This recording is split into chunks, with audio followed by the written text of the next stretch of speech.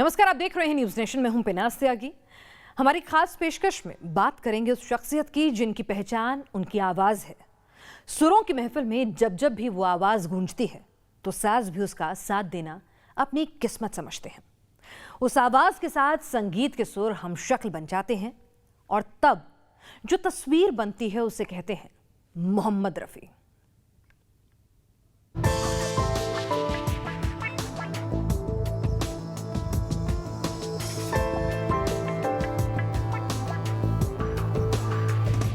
शहंशाहे तरन्नुम। वैसे तो रफी साहब इस तारुफ के भी मोहताज नहीं, क्योंकि तमगा कोई भी हो, उनकी दैवीय आवाज के आगे सब कुछ बेमोल सा लगता है। 4 दशक से भी लंबा वक्त हो चुका है, लेकिन सुरों की तासीर और ताजगी ऐसी है कि आज भी दिल को वही सुकून और रूह को वही आराम मिलता है जब इंसान खुद को खोकर खुदा को देखने लगता है। दिल का सुना साज तराना ढूंढेगा, तीर निगाहे नाज निशाना ढूंढेगा, मुझको मेरे बाद जमाना ढूंढेगा। वो हिसाब है अब्बा कि वाकई में उनके बाद लोग जमाना उनको ढूंढ रहा है। खुदा ने आवाज बख्शी, लेकिन सुरों को ढाला बड़े गुलाम अली साहब जैसे उस्तादों की तालीम ने। रियाज पक्का हुआ तो सुरों ने जादूगरी शुरू कर दी और फिर मकबूलियत का सिक्का ऐसा चल निकला कि आज तक उसे अपनी जगह से कोई न हिला सका। गुलाम अली खान साहब थे और वाहिद अली खान साहब थे उनके उस्ताद, लेकिन बहुत ही कम वक्त के लिए उन्होंने सीखा। बाकी जो उन्होंने जो रियाज किया, मैं समझता हूँ वो उनकी रिहर्सल्स और उनका अपना जो रिकॉर्डिंग होती थी, वो खुद कहते थे यही मेरी एक रियाज हो जाता है। और बहुत कम वक्त उन्होंने, मैं समझता हूँ कि 5-6 महीने उन्होंने सीखा है और बाकी उनकी लगन और ऊपर वाले की। रफी साहब की आवाज के साथ हिंदुस्तान जागता है, अजान करता है, भजन गाता है, होली मनाता है, शादियों की रस्में निभाता है। हिंदुस्तान की शख्सियत का सुरीला हिस्सा बिना रफी साहब की आवाज के पूरा होना मुमकिन नहीं है। ऐसा कौन सा गाना नहीं है जो कि ओकेजन पे ना हो। आप कोई सा भी ओकेजन ले लीजिए, अब्बा का गाना है उसमें। कोई सा भी ओकेजन, आप बर्थडे ले लीजिए, आप शादी का ले लीजिए, विदाई का ले लीजिए, आप मौत का ले लीजिए। हाँ, कौन सा ऐसा है कि मतलब अपना अब्बा का गाना नहीं है उसमें। सच है कि खुदा को पाने के अलग अलग रास्ते हैं, जिसमें संगीत सबसे सरल है। संगीत की साधना की उसी तपस्या ने रफी साहब को महर्षि बना दिया। भजन के बोलों में रफी के सुर ऐसे भरे हैं जैसे मीरा के मन में कान्हा की मूरत। सबसे बड़ी बहन जो है अभी लंदन में रहती हैं, उनकी विदाई हो रही थी और अब्बा सैड, मतलब अपना गमगीन थे, ठीक थे मतलब, लेकिन ऐसा नहीं था कि मतलब ना रोना धोना, एकदम सैड थे कि मतलब मेरी बेटी जा रही है। तो चुपचाप थे एकदम, किसी से कुछ बात नहीं, कुछ नहीं। 2 दिन बाद, ये 2 या 3 दिन बाद ये रिकॉर्डिंग हुई, रवि साहब की म्यूजिक, नील कमल फिल्म का नाम है। और अब्बा को फिर अपने ये जब गाना शुरू किए तो रिहर्सल किए। जब अपने टेक के टाइम पे, रिकॉर्डिंग के टाइम पे अब्बा जब गाए और आखिर में वो रियलिटी थी, वो रियल था कि अब्बा रो दिए थे, वाकई रो दिए थे। और मामू थे हमारे, जय मामू, तो रवि साहब ने कहा ये टेक ओके। सुर मंद्र हो या फिर मध्यम या फिर तार सप्तक के, रफी साहब के गले को कभी भी इन सुरों तक पहुंचने में कोई परेशानी नहीं हुई और ऐसी ही उन्होंने अपनी जिंदगानी भी बनाई। तभी तो उनकी पहुंच हर किसी तक थी। इंसानी तौर पर रफी साहब ने खुद को कभी नहीं तौला और न अपनी कामयाबी को अपने संगीत पर कभी हावी होने दिया और न ही अपने जहन पर। I think my father has sung most of the bhajans. सबसे ज़्यादा भजन अपना हमारे as a playback singer I am talking about, not only as a bhajan singer, ऐसा नहीं मैं बोल रहा एज अ प्लेबैक सिंगर कि आई थिंक रफ़ी साहब ने सबसे ज़्यादा अपना भजन गाए हैं। और जब भी वो गाए मतलब ऐसा गाए कि मतलब कोई कह नहीं सकता था कि ये कोई मुस्लिम गा रहा है। और नसीब की जो रिकॉर्डिंग हुई थी अब्बा के साथ, अपना अमित जी गा रहे थे, चल मेरे भाई तेरे हाथ जोड़ता हूँ।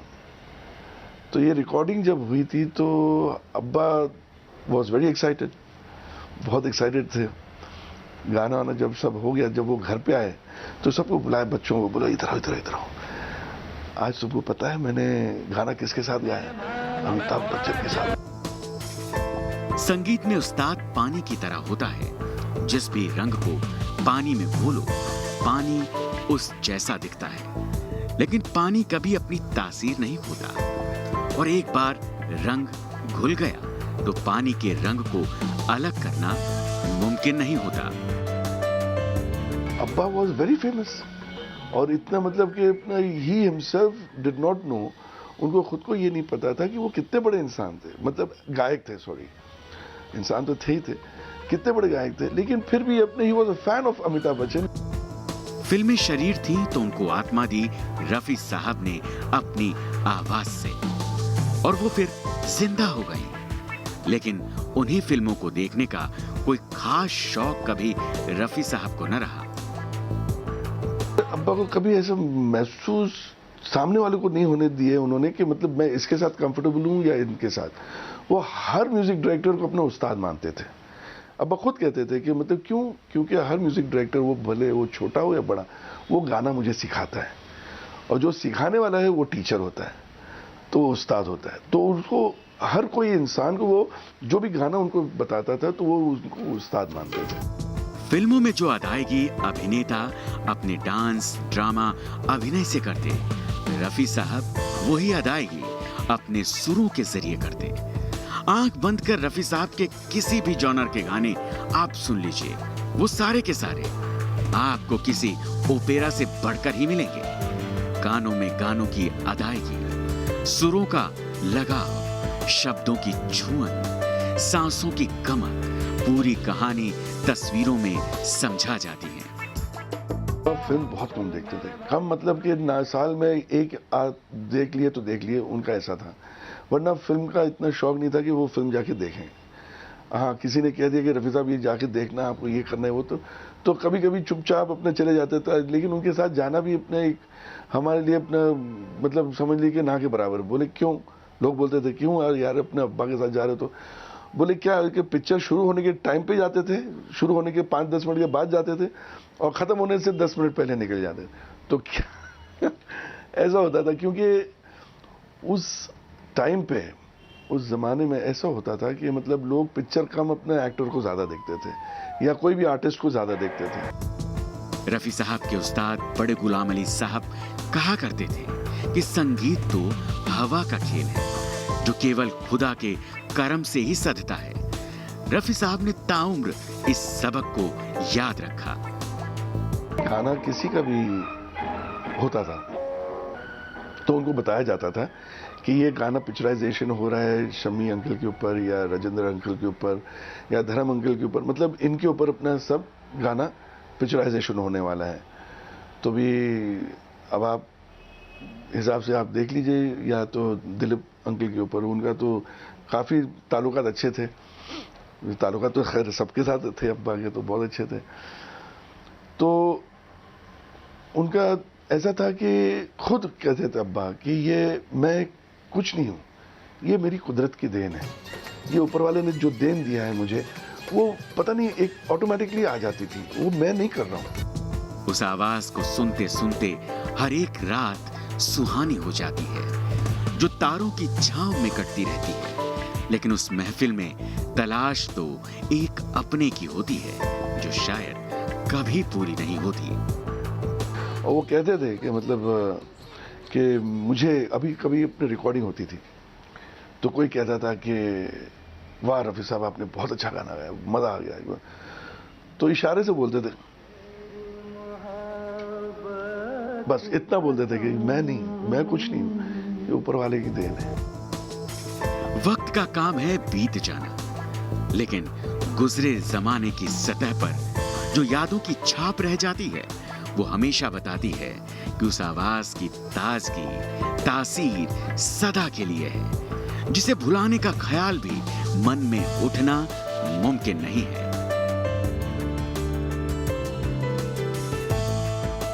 हाँ, अगर आप ये बोलेंगे कि रफी साहब का कौन सा फेवरेट गाना है, तो मैं अपने दिमाग से और जहां तक मैं समझता हूं कि अब्बा का गाना उनको जो पसंद था सबसे ज्यादा, वो है सुहानी रात ढल चुकी।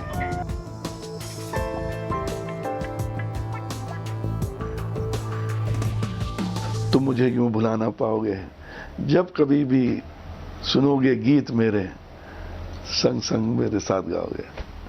तो it's a fact, it's a real fact कि मतलब उनको कोई नहीं भुला पाता। Team news nation. 31 जुलाई मोहम्मद रफ़ी साहब की पुण्यतिथि है। उनकी 41वीं पुण्यतिथि पर देश भर में कार्यक्रम हो रहे हैं। रफ़ी के फैंस उन्हें तहे दिल से याद कर रहे हैं।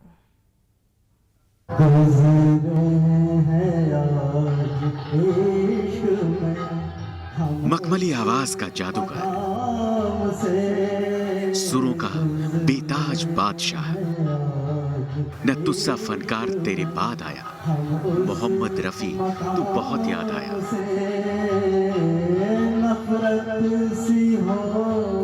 वो तारीख 31 जुलाई थी जब साल 1980 में मोहम्मद रफी हमेशा हमेशा के लिए दुनिया को छोड़कर चले गए। उस दिन आसमान भी रोया था।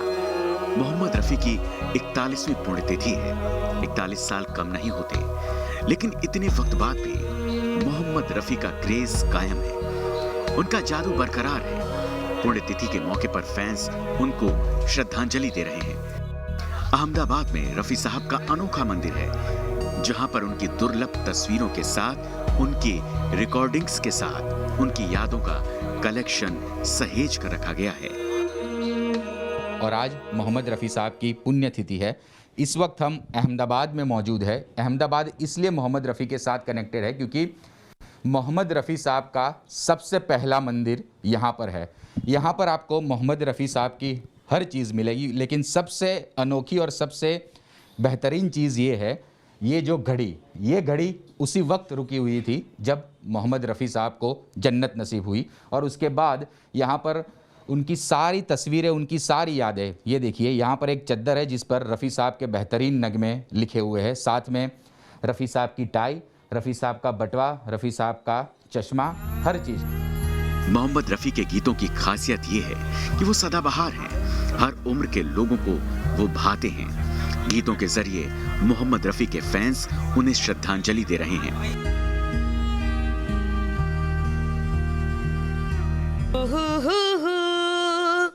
खोया खोया चांद, खुला आसमान, आँखों में सारी रात जाएगी, तुमको भी कैसे नींद आएगी। संगीत की दुनिया में जैसा नाम और सम्मान मोहम्मद रफी ने कमाया, वो बेमिसाल है।